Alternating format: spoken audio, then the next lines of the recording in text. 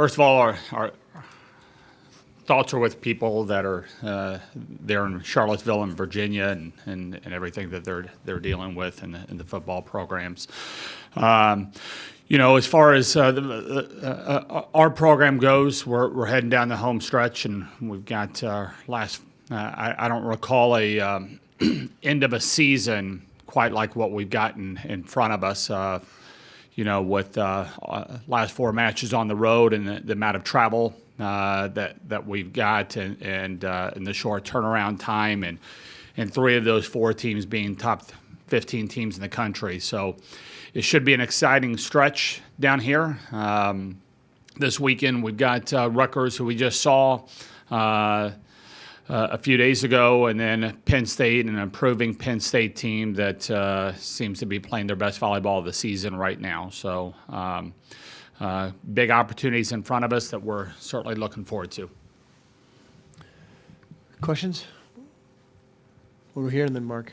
Coach, you touched on it a little bit, but what are specifically some of the challenges of not only facing 3 out of 4 top-ranked teams, going on the road? How do you prepare a team for that? What are you saying to them? Yeah, it's it's back-to-back days, and it's not the easiest of travels. This weekend and then the following weekend, there you play the late match in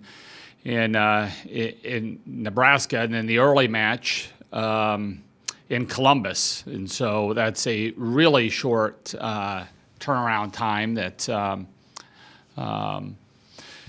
don't know. I mean, you've got to. It's the same thing. You got to get your rest, and it's the boring stuff that you just got to take care of, and you got to take care of your body and be ready to go. Scatter reports have to be ready to go. They've got to be able to digest it, but. It's what you sign up for when you come into this league, and and I think the conference tried to make some compelling matches that final week, and so when you've got the top 4 teams right now in the league and they're all playing against each other. Those ought to be great ratings once we get to that. But certainly we've got work to do to give ourselves a chance of getting to that last weekend and it really meaning something.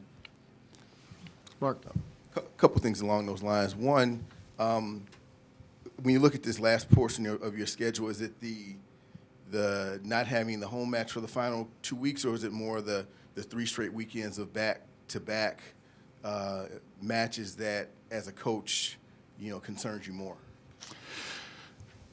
Yeah, it's I guess it depends on the time of the year. Like up till now, we've been playing so many Sunday matches that you really don't get if you think about it, your day off is a day when you've got classes. I mean, that's what we've been having to deal with. And so typically when you have that Sunday off, the players can kind of, you can sleep in. You don't have to worry about classes. You don't have to worry about practice. You can kind of get caught up on things. But we played so many Sunday matches that day off has actually been, they're still getting up for an 8 or 9 o'clock class. And so there's an element of being able to have Sundays off these next couple of weeks that should be pretty good. But when you're doing it kind of on the road, and as far as what we are and against the level of competition, that's going to be a little bit, something that you got to deal with. It's, I don't know. Did I answer your question? I don't feel like I did. No, you were. It's a great question, though. Yeah. And then I was also curious because I think last year, maybe 5 of your final 6 were at home. It was kind of a reverse situation where a lot of your final Big Ten matches were at home versus this year they're on the road, and it kind of varies from year to year. Among coaches in the conference, I don't know if there's been any push to say, hey, Big Ten, can we get a little more uniformity in terms of, not having to go on these kind of long stretches without home match. Yeah, it's when you're going four in a row to end it, can be pretty tough. But personally, what I'd like to see, we're playing this Saturday, or the final weekend. You're playing Saturday, and then there's Friday. Both those will be on on BTN, so they're kind of dictating the match times there. But it'd probably make a little bit more sense to go Wednesday, Saturday, I would think, rather than the Friday, Saturday that past week. But there's an element of it that we've been barking about trying to get ourselves more television exposure, and then when you get it, you can't really complain too much about we didn't get enough rest or sleep or something. So it kind of comes with the territory. Where it's at the end of the day, we've got 4 matches left. We're tied for the league. We got an opportunity to win another Big Ten championship, and whether it's at home or on the road, we're excited that we've had this kind of season that we've had. We're excited that fans are going to be able to watch us on TV if they choose to do that. Pablo? Kelly, obviously, we're talking about how these next 4 games offer a lot of challenges, but still, again, to end 4 games on the road, three matched opponents, or 3 ranked opponents, excuse me. How do you think this makes this team better heading into the postseason? It's kind of like that throughout the season, but yeah, you're really getting the gauntlet here at the end, and you're going to have to be on top of your game. It's there's no doubt about it. You're getting teams that on their home floor, they'll probably be in 3 matches in a row where our opponent will probably be the favored team over us. There's not a lot of times where that's the case, but it's certainly exciting to be going into other places where you're going to get the best shot, and it's going to be loud, and that they're playing for some things as well. Penn State's got a great opportunity where they're able to host the first couple rounds in the tournament, and the other 2 teams are playing for Big Ten championships, and also the one of those top 4 seeds, which is really important. But a lot of our players, offensively, I thought we had a really good weekend. This past weekend, when you're sitting there and it's after the previous week, and we played Indiana and they served us off the court to not get aced a single time. This past weekend, I thought that was really big. We made a little bit of adjustment without Caroline in the lineup, and I thought that's got a little bit better as we've worked through it.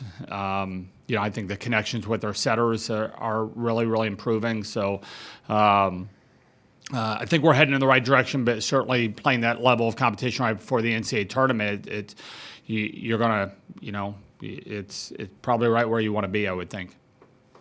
Good. How much, Kelly? How much does the gauntlet that you speak of? You had the experience last year, obviously, and you graduated some of your top players from last year. But those players that saw you win the national championship a year ago, how much does that experience, in your opinion, help them going through this gauntlet and getting ready for the NCAA's?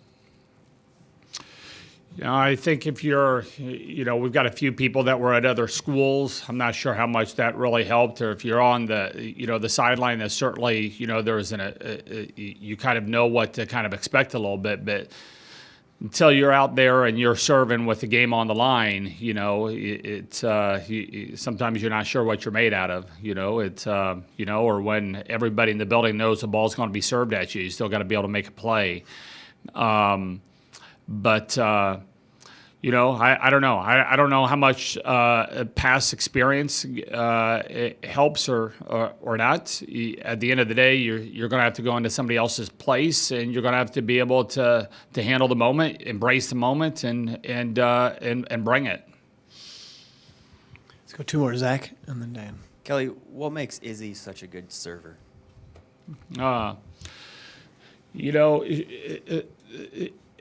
What makes Izzy such a good server? It's number one, she's not alone, I would say, this year. We've got, MJ is a really good server. Golche's turned into a really good server. Yulia Orzel had an amazing week. She's really turned herself into a good server. So I think we've got some of our serving specialists that can kind of come in and do it. But Izzy's really consistent with with her hand contact, her technique. Her technique is really, really, really good. But she serves with pace. She serves into space, and that ball moves a lot. And You know, when you're off on the side, you can see the speed which she serves. It gets there in about 0.8 seconds. But when you're at the end line and you're seeing it from like the passer's view, and you're just seeing that ball dance and move with speed, and it's usually into space where you're having to go and get that. It's a handful.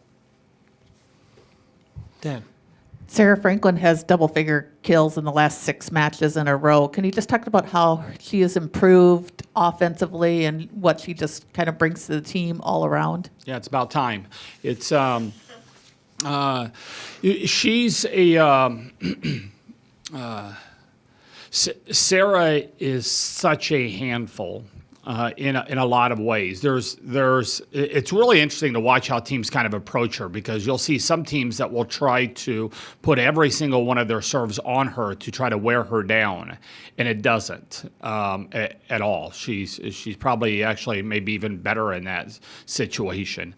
Then you'll see some that just want nothing to do with her, and they'll go away from her and serve some other people. But what I'm seeing as a player that, as the season has gone on, is very, very comfortable with the variety of shots. You know, I would say she was mainly just a sharp angle attacker at the beginning of the year, but you're seeing her work some line tool shots, recycle, tips, rolls. I mean, she's working the entire court, which tells me she's in a place where she's feeling pretty good. And I think the other thing is there's been a lot of work with her and her setters, you know, of trying to get the